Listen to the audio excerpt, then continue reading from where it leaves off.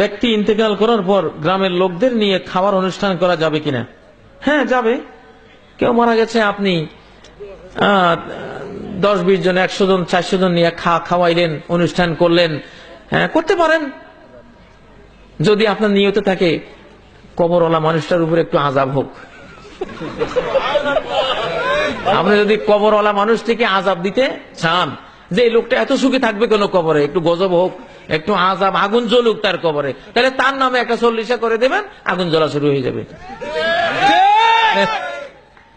আল মাইয়িতু ইউআযাবু বিমা নিহা আলাইহি, নবীজি বলেছেন। কাজী ইব্রাহিমের কথা নয়, কোন মৌলভী মুন্সির কথা নয়, সহিহ বুখারী জানাজা পর্বের হাদিস।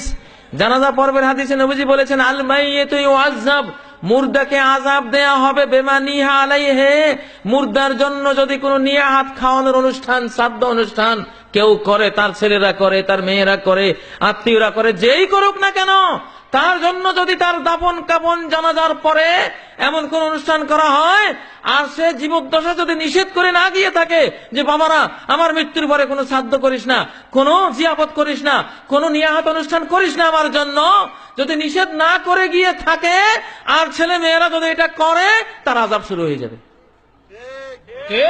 মৃত ব্যক্তির জন্য 12টা কাজ করবেন। কয়টা কাজ? আপনারা অনেকে রেগে গেছেন যে হুজুরটা ভালো না, হুজুরটা একটু খাইতাম খাওয়াইতাম, হুজুরে আজকে কেড়ে নিলেন। আমি একটা নিলাম, 12টা দিলাম। 12টা কয়টা? 12টা। নবীজি বলেছেন ইন্না মিম্মা ইয়ালহাকুল মুমিনা মিন হাসানাতিহি ওয়া আমালিহি বাদা মামাতিহি, মুমিনের মৃত্যুর পরে তার আমলনামায় যা যা যাবে, এই হাদিস আছে 60টি জিনিস। কয়টি জিনিস? 60টি। মুসহাবান ওয়াররাসা, একটি কোরআনের কপি ওই মুর্দা বা মুর্দার পক্ষ থেকে একজনকে দিয়ে দিলেন।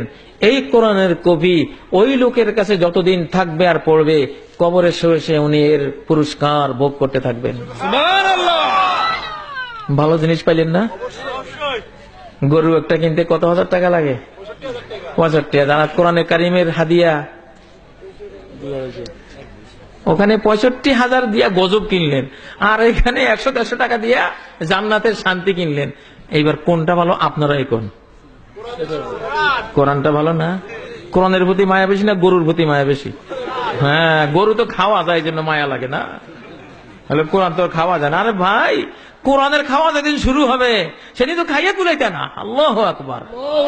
কোরআনের বরকতে কি খাওয়ান যে আল্লাহ খাওয়াইবো। কুলু ওয়াশরাবু বিমা আসলাফতুম ফিল আইয়ামিল খালিয়া, অতীত জীবনে কোরআনের উপরে যা আমল করেছো ওর বরকতে আজকে খাও আর খাও আর খাও। জান্নাত কা মজা লে লো, জান্নাত তোমারই হ্যায়।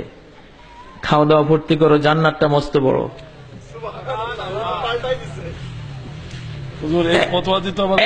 এক নম্বর, মাহফিলে কথা বলা ঠিক না, 1 নম্বর হলো কোরআনে কারীম দিয়ে দেবেন, মুর্দার পক্ষ থেকে তিনি সওয়াব পাবেন। 2 নম্বর, মসজিদান বানাহু, মুর্দার পক্ষ থেকে একখান মসজিদ নির্মাণ করে দিলেন, বা মসজিদের একটা রুম তৈরি করে দিলেন, বা মসজিদের কিছু ইট কিনে দিলেন, তিনি একটা মসজিদ নির্মাণের সমান সওয়াব ইনশাআল্লাহ পেয়ে যাবে। আপনার বাবা মা মসজিদ নির্মাণের সওয়াব কবরে শুয়ে ভোগ করবে। ওয়ালাদান সালিহান তারাকা, একজন সন্তান রেখে গেছেন ওই মুর্দা ব্যক্তি, আপনারা ওই সন্তানটিকে আলেম বানাই দিলেন টাকা খরচ করে। ওই আলেম ছেলেটি যত নেক আমল করবে তার বাবা মায়ের সওয়াব পাবে। ওই সন্তানই যত দোয়া করবে মা বাবা সেই সওয়াব পাবে।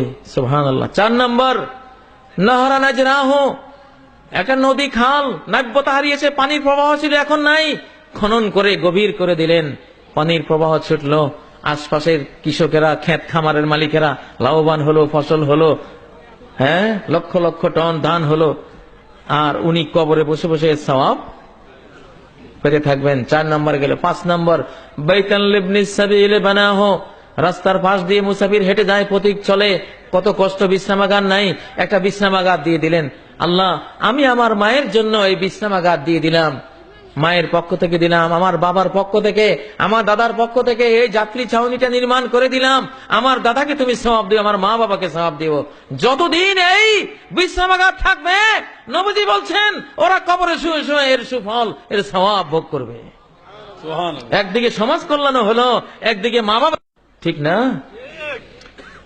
বীরান হাফারাহা, একটা টিউবওয়েল নাই, এলাকার মানুষ পান করার মতো পানি পায় না টিউবওয়েলের অভাবে, ডিপ টিউবওয়েলের অভাবে। একটা সাধারণ টিউবওয়েল, ডিপ টিউবওয়েল দিয়ে দিলেন, এলাকার হাজার হাজার মানুষ পানি খাবে, প্রতি বিন্দু পানির সওয়াব আপনার মা আপনার বাবা পেয়ে যাবে। সাদাকাতুন তাসাদ্দাকা বিহা ফি হায়াতি, অথবা যদি ওই মুর্দারা তাদের জীবদ্দশা যেই কোনো সাদাকায়ে জারিয়া রেখে যায়, বা তার পক্ষ থেকে আপনারা যেই কোনো সাদাকায়ে জারিয়া, একটা কালভার্ট করে দিলেন, রাস্তা নির্মাণ করে দিলেন, এতিমখানা নির্মাণ করে দিলেন, যা ইচ্ছা তাই করে দিলেন, সমাজ কল্যাণের কাজ করে দিলেন, আপনার মা বাবা কবরে শুয়ে শুয়ে সেই সওয়াব পাবে। এই 7টা গেল। আর আবু দাউদের হাদিসে আরো 5টা আছে। একজন বললেন, ইয়া রাসূলুল্লাহ, হাল বাকি মিন বিররি আবাওয়াইয়া শাই, আমার মা বাবার জন্য তাদের মৃত্যুর পরে কি কিছু করণীয় আছে? নবীজি বলেন, হ্যাঁ আছে। 1 নম্বর আদ-দুআ আলাহুমা, তাদের জন্য দোয়া করবা, যেই কোনো দোয়া। আল্লাহ আমাদের মা বাবাকে জান্নাতুল ফিরদাউস নসিব করো, রব্বিরহামহুমা কামা রব্বায়ানি সগীরা, রব্বানা ইগফিরলি ওয়া লিওয়ালিদাইয়া ওয়া লিল মুমিনিনা ইয়াওমা ইয়াকুমুল হিসাব। কত দোয়া আছে না? এই দোয়া করা তোমার উপরে অধিকার তাদের।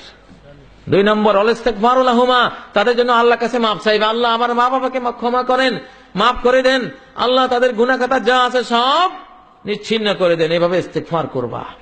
কয় নম্বর গেল? 2। 3 নম্বর ওয়া ইনফাযু আহাদিহিমা মিন বাদিহিমা, মা বাবা জীবদ্দশায় যদি কাউকে কিছু দান করার প্রতিশ্রুতি দিয়ে থাকে, অঙ্গীকার করে থাকে, অথচ মরে গেছেন দিয়ে যেতে পারেননি, আর তুমি সেটা দিয়ে দিলা, তাহলে সেই সওয়াবও তারা কবরে পেয়ে যাবে। 4 নম্বর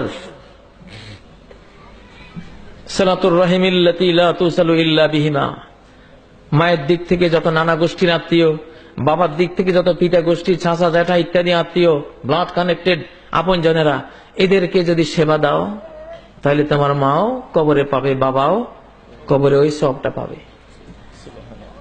চাচা পিতৃ জ্যাঠা বেঁচে আছে, বাবা বেঁচে না, জ্যাঠাকে একটা জামা কিনে দিলা, বাবা পুরা সওয়াব পেয়ে যাবে। মায়ের বান্ধবীরা বেঁচে আছে, মায়ের বোন খালা বেঁচে আছে, মা নাই, খালাকে একটা শাড়ি কিনে দিলা, মা পুরা শাড়িটা সওয়াব পেয়ে যাবে। ওইদিকে খালাও খুশি, ওইদিকে মাও খুশি। আল্লাহু আকবার।